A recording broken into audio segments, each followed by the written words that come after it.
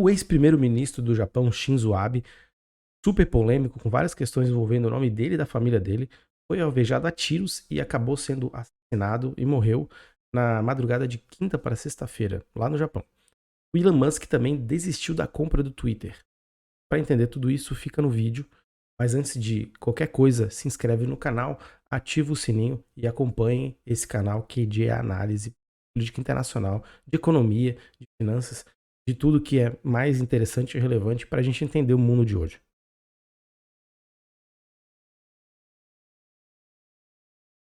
Olá, meu nome é Bruno Hemming, eu sou economista e eu sou analista de política internacional. Bom, a notícia correu o mundo, de fato, Shinzo Abe, ele veio a óbito, ele morreu por causa de um ataque desferido contra ele. Uma pessoa foi armada num comício dele e atirou contra ele. O Japão, a gente não pode esquecer, é um país que tem restritas regras contra armamento, não é livre a compra de qualquer tipo de artigo militar ou armas. Mesmo assim, essa pessoa foi lá, acho que uma arma que foi construída por ele mesmo, e acabou alvejando o primeiro-ministro do Japão. Ele veio a falecer. O Shinzo Abe, ele tem uma biografia bastante conturbada, com muitos escândalos, sempre envolvido em muitas questões bastante delicadas. A família dele também, da política, e ele sempre esteve envolvido nesse meio. Só que, em relação a ele, sempre foi uma figura muito polêmica, envolvido mais com questões da política pelo lado da direita. Ele é do Partido Liberal do Japão, mas ele sempre teve essa orientação mais conservadora, mais de direita, e levou o seu governo com um tipo de economia bastante peculiar. Bom, ele foi o primeiro-ministro mais longevo que o Japão teve depois da Segunda Guerra Mundial. Ele entrou em 2005, foi até 2006, e depois voltou em 2012 e só saiu em 2020. Saiu alegando problemas físicos, uma doença que ele foi tratar, e acabou fazendo o seu sucessor, que é, né, atualmente, o Fumio Kishida. O primeiro-ministro, o ex-primeiro-ministro Shinzo Abe, ele tinha uma política externa bastante ativa. Isso porque o Japão sempre foi um enclave importantíssimo para a política externa dos Estados Unidos. Lembrando que as regiões mais importantes para a geopolítica dos Estados Unidos são a Ásia, o Oriente Médio e a Europa. Não à toa que os Estados Unidos está tão envolvido na guerra contra a Rússia e a Ucrânia, e não à toa que o Japão teve uma importância central e tem até hoje em balancear a China. O Shinzo Abe foi uma ponta de lança importantíssima durante todos esses anos que ele teve no governo, tentando fazer uma frente contra a China, tentando promover contenção. Isso também envolveu a Coreia do Norte, mas a China, obviamente, como principal elemento que se colocava o Japão num nível de ameaça maior, segundo os japoneses e segundo os Estados Unidos. Lá no Japão tem bases militares americanas e a aliança geoestratégica, geopolítica e militar com os Estados Unidos é bastante importante desde o pós-Segunda Guerra. Com Shinzo Abe, isso ganhou um outro tom, claro que ele tem as suas orientações políticas mais à direita, mais conservadoras, mas também porque o Shinzo Abe ele é uma figura que carrega consigo o papel do Estado bastante pronunciado. Isso vai contra o que o Japão tem de política, para política externa mais de defesa. Ele tem um exército que é apenas para proteção interna, já é um acordo desde o pós-Segunda Guerra. Mais para fora ele tentava fazer algum tipo de contenção aliado aos Estados Unidos contra a Coreia do Norte e especialmente a China. Isso envolvia outras valências, outros campos, outros setores, como a questão econômica.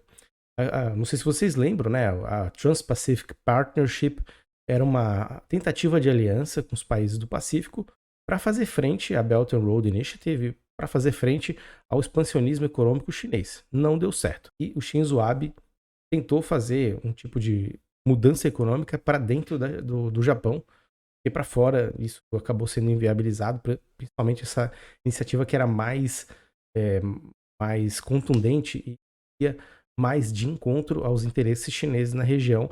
E, claro, a China, como quer se consolidar como uma grande potência, e ela é hoje em dia uma grande potência, fazer o dever de casa e ter influência regional é uma questão central e importante para qualquer grande potência. Mas qual que era a visão do Shinzo Abe para dentro do Japão?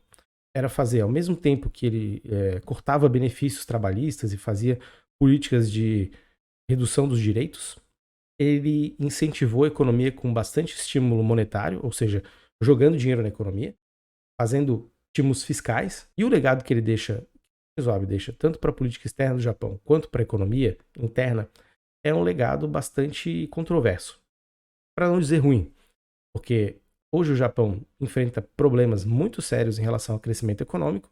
A inflação ela foi negativa por muito tempo, ou seja, era um efeito deflacionário, o que indica um problema muito mais sério do que simplesmente o aumento de preços, que é problemas de produtividade, de ter um setor de inovação bastante contundente na economia, bastante importante, vai trazer inovação, que vai trazer uma queda real dos custos de produção gerais. E isso não foi possível por diversos problemas, mesmo cortando direitos, mesmo fazendo todos os tipos de reforma.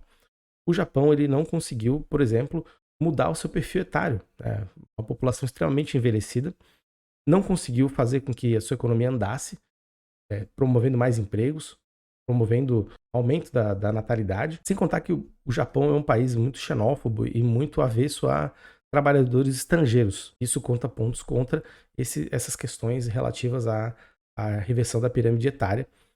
E para fora, a gente vê hoje a China tem uma predominância, por exemplo, no Mar do Sul da China, e isso pode se estender ao Pacífico. O Japão tem problemas que ele não conseguiu lidar em relação à Coreia do Norte e à China.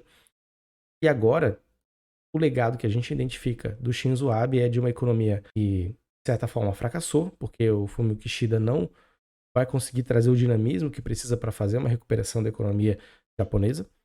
E externamente a China, ela vai dominar o continente asiático e o Japão vai acabar muito impossibilitado de ter qualquer tipo de autonomia porque está dentro das redes de influência dos Estados Unidos e a estratégia dos Estados Unidos vai ter que mudar justamente porque a China vai dominar a Ásia e os Estados Unidos ele vai ter que fazer outra estratégia e influência muito maior em outras regiões do mundo se ele quiser ter a sua posição de liderança e privilégio que ele tem até hoje. O Japão fica numa encruzilhada muito importante e o vácuo que o Shinzo Abe deixa é muito pior ainda, porque não há uma figura, daí na minha opinião, não há uma figura que vá fazer o que ele fez. Porque se o que ele fez é insuficiente, ao que parece, as necessidades do Japão são tão gritantes, tanto na economia quanto na política externa e na política estratégica do Japão, que não há ninguém que possa cobrir esse papel num curto espaço de tempo. E o Elon Musk, né, nosso querido Elon Musk, fez um alvoroço em relação à compra do Twitter, não vai comprar. No final das contas, parece que o que ele queria mesmo era alçar o seu nome, alavancar ainda mais uma visão de que ele era alguém muito ligado à tecnologia, que apostava no setor, que apostava nas redes sociais, queria extirpar todo tipo de discurso contra a liberdade de expressão do Twitter. E, na verdade, o que ele queria era promover, talvez, né? Eu imagino que seja promover a sua marca, promover as suas ideias e promover o seu nome. A justificativa que ele deu para não comprar o Twitter foi que o Twitter não foi transparente. Havia muitas, e há muitas, segundo ele, contas falsas. E há muitos problemas no Twitter em relação aos seus dados financeiros. O que eu penso em relação a isso é que Elon Musk viu, e ele, em outras reportagens, ele defende isso, há um problema muito sério no capitalismo, há um problema muito sério em relação a crises econômicas, e o setor tech está sentindo agora, com empresas demitindo em massa seus trabalhadores, e o setor tech é o setor em que o Twitter está inserido. Comprar esse ativo pode significar para ele comprar um ativo podre. E ele quis desistir. O problema é que há uma cláusula contratual e vai impor a ele uma multa de $1 bilhão pela desistência. Obviamente ele vai disputar isso, ele vai ir contra, falando que ele estava cegado pela falta de informações e não pôde tomar a melhor decisão e vai querer não pagar essa grana toda. O fato é que as suas empresas, como a Tesla, sofreu momentos de queda muito importantes nas bolsas, né? Nos Estados Unidos, o índice Nasdaq mostra isso, né? Porque acompanha, né? São empresas de tecnologia. Outras empresas do setor estão bastante combalidas, sofreram bastante. E comprar o Twitter agora também faz parte desse ambiente, dessa atmosfera tecnológica. Realmente parece um negócio muito ruim para quem defende que o mundo está se direcionando por uma crise sem precedentes, como é o caso do Elon Musk. Mas por hoje era isso, gente.